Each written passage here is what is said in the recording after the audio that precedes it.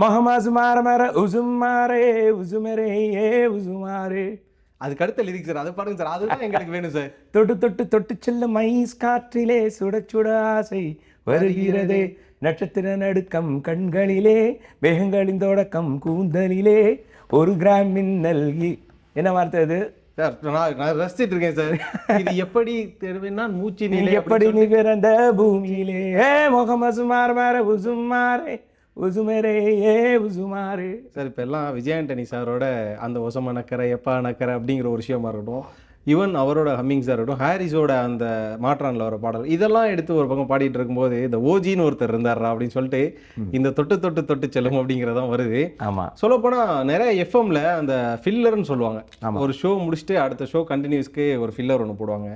ரொம்ப வருஷமா ஒரு பீக்கான எஃப்எம்ல தொட்டு தொட்டு தொட்டு தொட்டு அப்படி சொல்லிட்டு நம்மளோட பாடல் போயிட்டு இருந்தது. ஸோ எப்படி சார் அந்த ஒரு ஏராளம் அந்த ஒரு மூமெண்ட்லாம் எப்படி சார் இருந்தது? அதாவது நான் வந்து தமிழ் ஆள். தமிழ் வந்து தமிழ்நாட்டிலேயே சென்னையிலே பிறந்து வளர்ந்து இசையமைப்பாளம் என்ற ஆக வேண்டும் என்ற ஆசையினால் அதை வந்து தேடி நோக்கி போகும்பொழுது அந்த நேரங்களில் நான் வந்து என்டர் பண்ணும்போது இங்கே தமிழ், தெலுங்கு, மலையாளம், கன்னடம், ஒரியா, ஹிந்தி ஆறுமே வந்து நம்மளோட தமிழ்நாடு கோடம்பாக்கத்தில் நடக்கும். ஓகே. எல்லா இசையும் வந்து இங்கே தான் நடக்கும், எல்லா ஷூட்டிங்கும் இங்கே தான் இருக்கும்.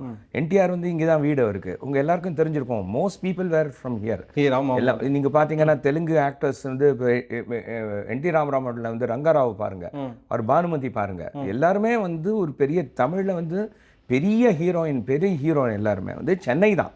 சென்னை வந்து இந்த தமிழ்நாடு, இந்த கேரளா, இது சார் சேரன் நாடு தான் சார் கேரளா. ஆமாம், அதுவும் தமிழ் தான்.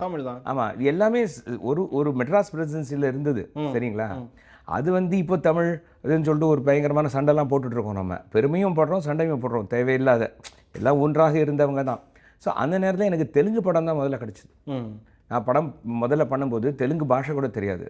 ஆனால் தெலுங்கு படம் வந்து முதல்ல பண்ணினேன். இசைக்கு மொழி கிடையாது இல்லை சார்? இசைக்கு மொழி கிடையாது நிச்சயமாக. ஆனால் என்னுடைய தமிழ் மொழியில் பண்ணுறதுக்கு ரொம்ப நேரம் ஆகிப்போச்சு. அப்போது 1989 என்னுடைய முதல் படம். நிறைய பேருக்கு தெரியாது. ஸோ என்னோடய முதல் படம் தெலுங்கில் நான் பண்ணி எல்லாம் அங்கே ஆரம்பித்தாச்சு.